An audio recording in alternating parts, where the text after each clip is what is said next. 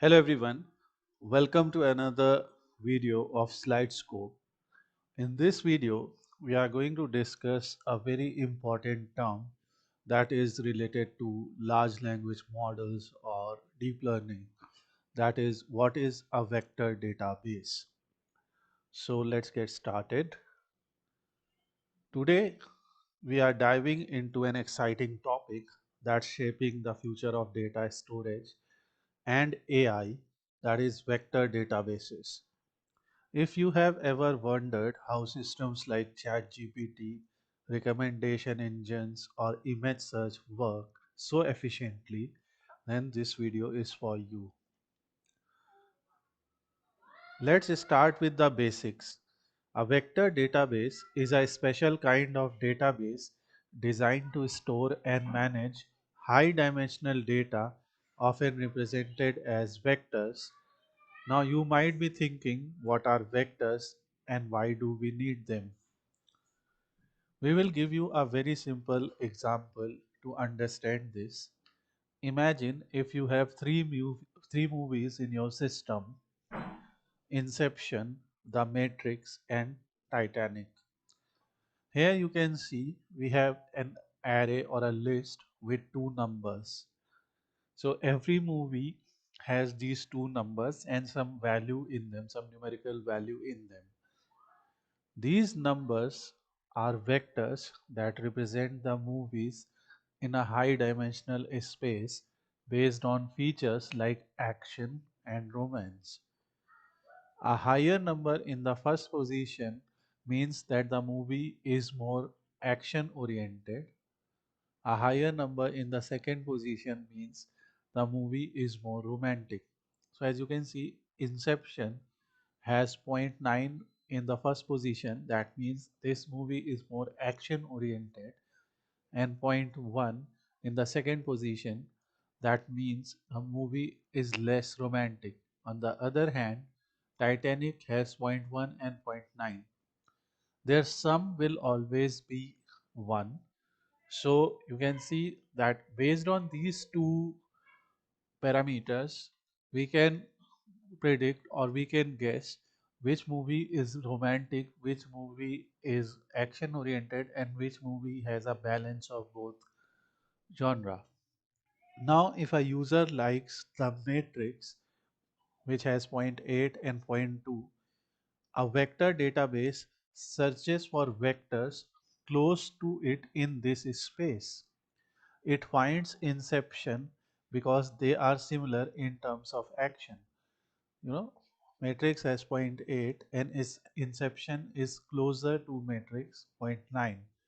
So if a user has watched the matrix, a movie recommendation system will recommend something like Inception to that user because they are similar in terms of action. This is how vector databases power recommendation systems, by finding similar items based on numerical representations of their features.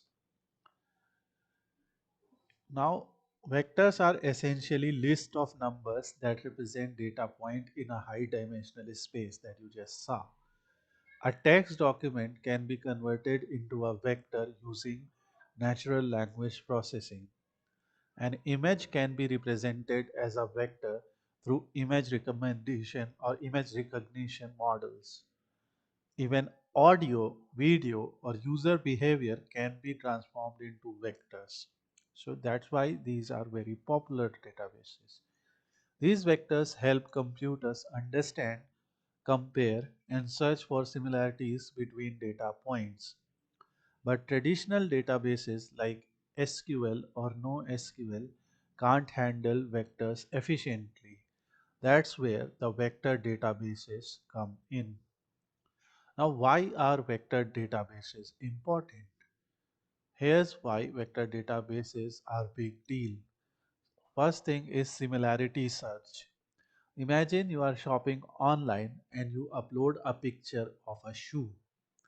The system instantly shows you visually similar shoes. This is possible because the system finds similar image vectors in a vector database, and you just saw. how an image or a movie or something can be represented as a vector database. Scalability of AI applications. AI systems like ChatGPT or recommendation engines process massive amount of vector data. Vector databases make these processes faster and more accurate. Suppose it's a traditional database, then processing too much data will require great amount of computation power. But vector databases make these processes faster and more accurate. Next is real-time performance. Whether it's finding related videos on YouTube or recommending products on Amazon, vector databases handle these tasks with lightning speed. So, achieving a fast response, accurate response is the most important feature of a vector database. Traditional databases aren't built for this kind of unstructured data, which makes vector database essential for modern AI systems. How does this work? We already saw one example. Let's take another example. Let's say we have a scenario. You are building a movie recommendation system. Every movie in your database is converted into a vector based on features like genre, actors, director, and rating. Remember the sequence: genre, actor, director, and ratings. For instance, Inception might have a vector like point 0.8, point 0.3, point 0.9, point 0.4. Here we are not focusing on sum, but a romantic comedy like The Notebook might have point 0.1, point 0.9, point 0.2, point 0.7. Okay. So when user likes Inception, the system takes its vector and searches for similar vectors in the database. The vector database instantly retrieves movies that are close to Inception in the vector space, which is personalized recommendations.